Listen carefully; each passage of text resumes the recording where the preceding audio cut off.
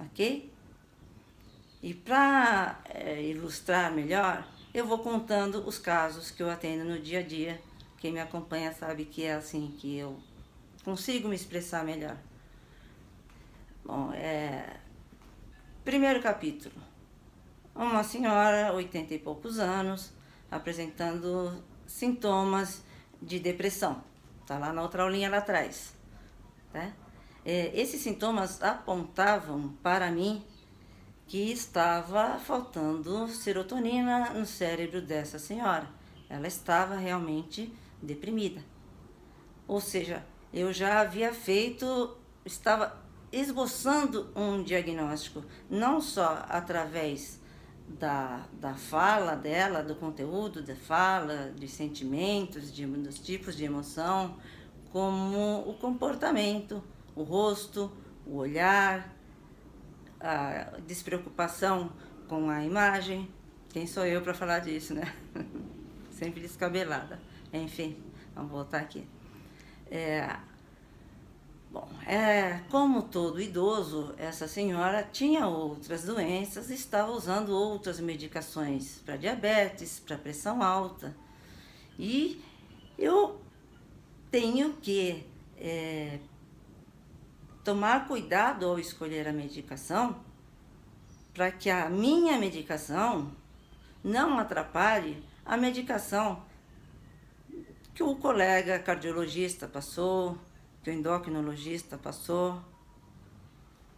Ou seja, não pode haver o que nós chamamos interação medicamentosa. Interação medicamentosa é quando uma medicação atrapalha o funcionamento da outra, seja aumentando o nível, seja diminuindo o nível, seja fazendo a outra perder o efeito, certo? Então, assim, nesse caso, o que eu escolhi? Eu escolhi a sertralina. A sertralina pertence a uma classe de antidepressivos de nova geração, cuja característica é causar poucos efeitos colaterais, e cada um tem sua característica, mas eu vou falar aqui hoje porque que eu escolhi a sertralina. Sertralina é o nome farmacológico. Quando você compra o remédio, vem aquele nome grandão, né? No caso, por exemplo, para ela eu receitei Zoloft, que é da Pfizer, que foi quem trouxe a sertralina em primeiro. Escolhi o Zoloft na apresentação de 50 miligramas. E embaixo vem escrito o nome sertralina. É importante que vocês, pacientes, saibam disso, tá bom? Porque não posso falar aqui sobre medicação citando nomes comerciais por questão de ética médica, tá? Mas existem, de fato, laboratórios bons e laboratórios ruins. Eu tenho que confiar no laboratório. Eu entrei também com um estabilizador de humor, porque ela tinha um quadro ansioso junto. E quando se tem um quadro ansioso junto, o que pode acontecer? Nos primeiros dias, aquela energia que o paciente não tinha, ele começa a melhorar, certo? Porém, o conteúdo de pensamento, o afeto deprimido, conteúdo negativo, ainda não melhorou. É assim que o antidepressivo funciona. A melhora vai sendo aos poucos. A depressão é uma constelação de sintomas. Um dos primeiros a melhorar é a parte motora. Então, aquele paciente, cuidado, aquele paciente que tem história familiar de suicídio ou chegou a referir-se, sempre não tenha medo de perguntar se já pensou em suicídio. O paciente vai se sentir aliviado de desabafar, tá?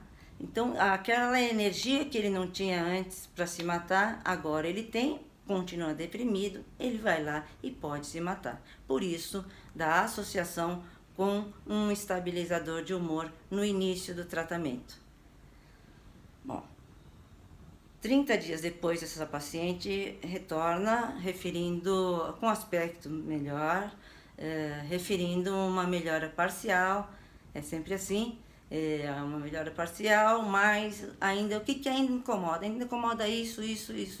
É assim mesmo, tá? A melhora, geralmente, a remissão dos sintomas vai acontecer 2 meses de tratamento. Vai depender muito do metabolismo da pessoa também, da história de vida. Não é só medicação que explica tudo. Às vezes mora num contexto de vida que faz com que fique deprimida mesmo, uma família disfuncional, brigas o tempo todo, tá? Bom, ela referia melhora, uma melhora que eles costumam mensurar, né? Diz ela, 7. O que falta para melhorar? Falta isso. Calma, continua usando, certo? 2 meses depois ela retorna referindo uma melhora completa. E essa melhora completa, o paciente usa o termo: voltei a ser quem eu era antes. Me sinto bem, me sinto plena, tô feliz. Alguns voltam a frequentar a academia e tal.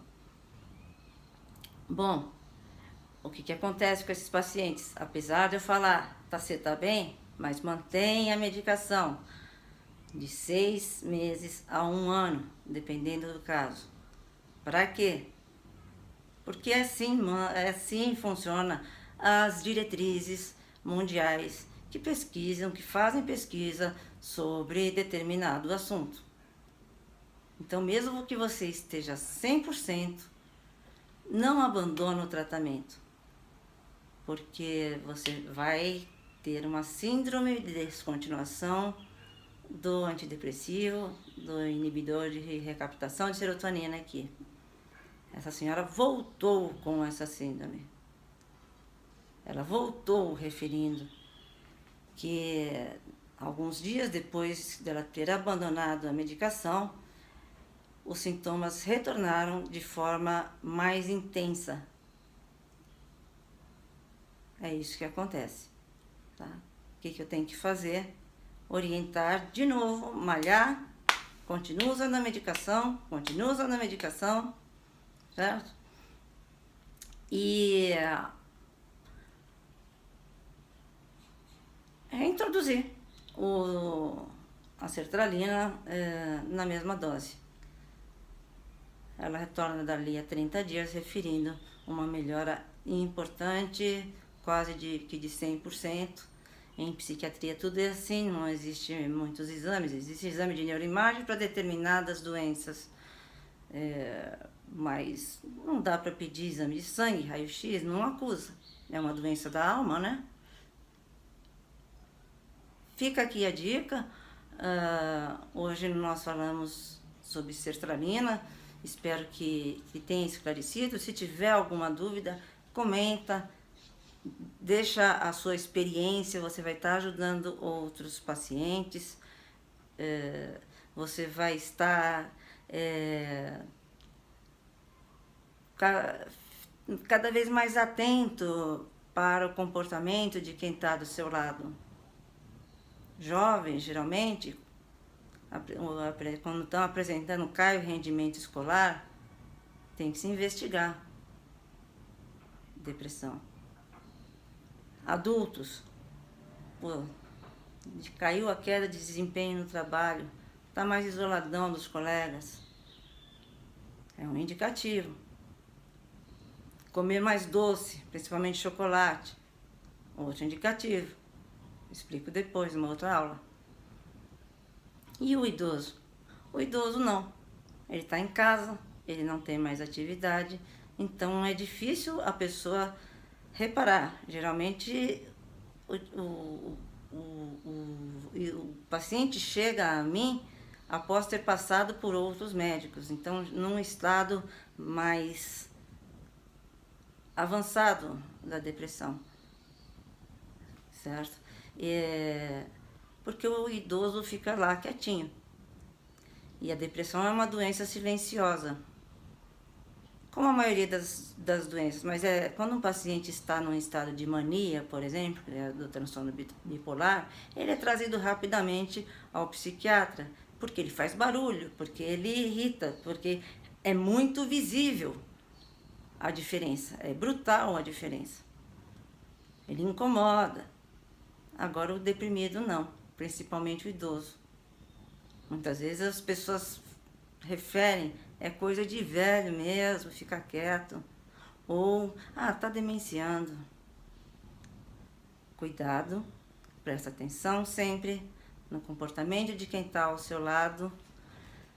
Tomara que não esteja doente, mas se você perceber que está mudando, que está alguma coisa estranha, leva ao psiquiatra.